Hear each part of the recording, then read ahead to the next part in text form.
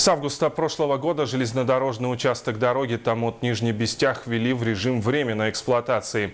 В этом году существенно выросло количество принятых вагонов со строительным грузом и товарами народного потребления. За полгода на станции переработали более 4000 вагонов. По окончанию года ожидается увеличение объема грузов в 1,5 раза.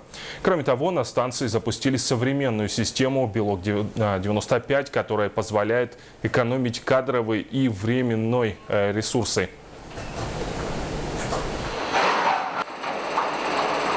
Прошел год, как станция введена в работу в режиме временной эксплуатации. Что изменилось за этот год? Существенно увеличилось поступление грузов.